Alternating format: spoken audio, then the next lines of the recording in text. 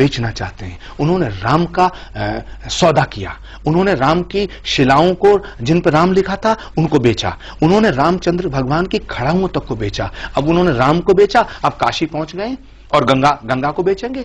इतने दिन से 3 महीने होने को जा रहे हैं इस सरकार को। मैं बड़ी साफ दिल से कहना चाहता हूं कि काम एक रत्ती का नहीं हुआ है, लफ्फाजी हो रही है कोरी, मुझे ये बताइए, हो रही है गंगा के नाम पर। आपने जो बात कही कि राम के नाम पे सौदा हो रहा है, गंगा का सौदा हो रहा है। आप भारतीय संत समिति के अध्यक्ष हैं और भी बहुत सारे ऐसे ऑर्गेनाइजेशन हैं जो धर्म की रक्षा के लिए हैं, धर्म को किसी तरह से व्यवसाय में ना बदला जाए उसके लिए। आप लोग विरोध क्यों नहीं करते? आप लोग जनता के सामने क्यों नहीं बताते? ये आपने मुझसे जो पूछा है, जो मेरा जवाब है, ये अपने आप में एक विरोध है। और माफी के साथ कहना चाहता हूं मैं कि नरेंद्र मोदी जी की सरकार जब से आई है तो संत जो है दहशत में है। संत दहशत में क्या मतलब? संत दहशत में है और जो संत सच बोल रहा है वो इनके निशाने पे है, वो इनके निशाने पे है। ये देश केवल इसकी खूबसूरती पता क्या है? इसकी खूबसूरती ये है कि यहाँ मोहम्मद रफी गीत गाता है कि बड़ी देर भई नंदलाला तेरी राह तकें ब्रजवाला। ये देश वो है जो अल्लामा इकबाल कहता है कि सारे जहां से अच्छा हिंदुस्तान हमारा। ये वो देश है जिसकी तहजीब को गंगा जमनी तहजीब कहा गया है। ये वो देश है जब देश के टुकड़े हुए धर्म के नाम पर तो मुसलमानों ने ये कहा कि हम पाकिस्तान नहीं जाएंगे। ये वो देश है जिस देश की आजादी के लिए अगर भगत सिंह का खून बहा है तो अशफाक को फांसी दी गई है। उसकी कुर्बानी और उसकी शहादत इसमें इस मिट्टी में शामिल है। अशफाक उल्लाह खां से जब पूछा अंग्रेज ने कि तुम्हारी आखिरी ख्वाहिश क्या है, उसने कहा कि कुछ आरजू नहीं गरारजू तो ये है लाकर जरा सी रख दो खाके वतन कफन में। मैं पूछना चाहता हूं कि क्या वो अशफाक उल्लाह खां की कुर्बानी को क्या जवाब देगा आरएसएस? वीर अब्दुल हमीद ने पाकिस्तान से लड़ते हुए दुश्मन के टैंक तोड़े थे, अपने बदन की बोटियां। ये देश सबका है। चंद्रशेखर आजाद ने अगर इस देश के लिए कुर्बानी दी है तो ये देश क्या केवल ब्राह्मणों का है?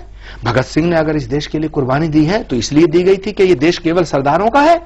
अशफाक उल्लाह खान ने अगर कुर्बानी दी तो क्या ये देश केवल मुसलमानों का है? ये देश जितना हिंदुओं का है उतना ही मुसलमानों का है। आपने बड़ी अच्छी बात कही कि ये देश जितना हिंदुओं का होता है उतना मुसलमानों का है, लेकिन रह रह करके कुछ ऐसी चीजें होती हैं जिससे मुस्लिम समाज की अगर बात करें, आपने नाम लिया है तो मैं आपसे सवाल कर रहा हूं कि उनको ये लगता है कि शायद उनके साथ यहाँ पे न्याय नहीं हो रहा है।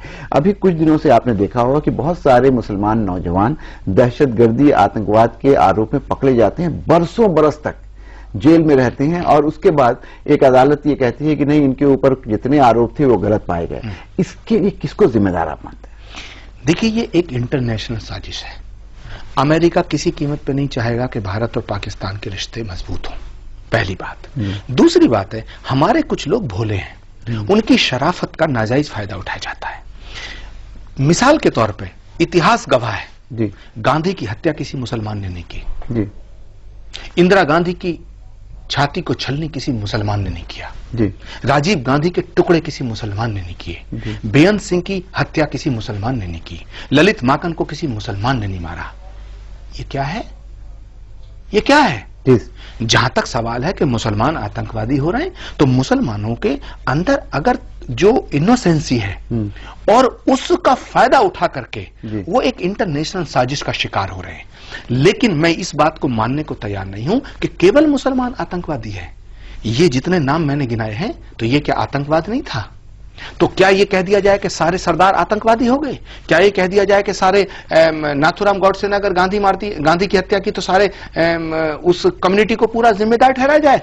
आतंकवाद और अपराध कोई कम्युनिटी नहीं करती है, ये व्यक्ति इंडिविजुअल करता है। ये व्यक्ति करता है। लेकिन जो व्यक्ति करता है वो अगर मुसलमान है तो उसको सजा दी जाए, उसे आतंकवादी माना जाए। लेकिन अगर एक आदमी ने कोई गलत काम कर दिया है, गुनाह कर दिया है, तो सारे मुसलमानों को हम आतंकवादी मान लें? मैं ये दावे के साथ कहता हूं, जिम्मेदारी से कहता हूं कि इस्लाम आतंकवाद का नाम होता तो सारी दुनिया में इस्लाम नहीं फैलता, यजीदियत फैलती। इस्लाम मोहब्बत का, इबादत का, कुर्बत का, खिदमत का और इबादत का नाम है। ऐसे ही हिंदू धर्म दया का, शील का, क्षमा का, करुणा का, त्याग का नाम है, तपस्या का नाम है। आपने इतनी बढ़िया बात कही है, लेकिन ये